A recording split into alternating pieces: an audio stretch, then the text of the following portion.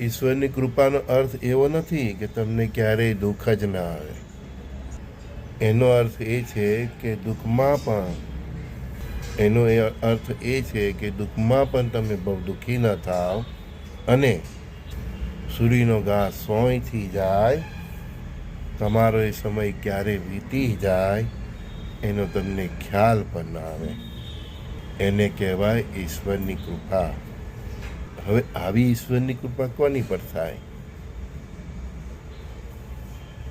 જે સુખમાં પણ બીજાઓને પોતાના સુખના ભાગીદાર બનાવે છે, સુખ જગત સાથે વહેંચે છે, એનું દુઃખ નારાયણ હરી લે છે, નારાયણ એના પર લઈ લે છે.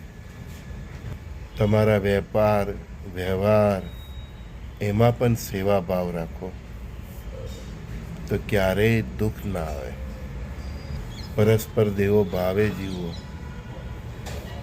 તમારા મિત્રોને એ ભાવથી જીવવા માટે પ્રેરિત કરો.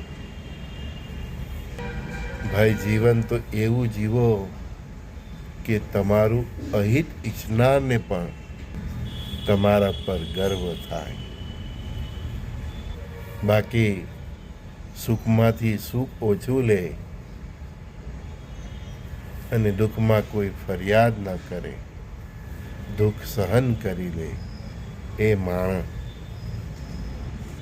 સંજય બોડીવાલાના સર્વે સખાઓ મિત્રોને પ્રાતઃકાળના સત્સંગમાં શ્રી ગુરુદેવ દત્ત.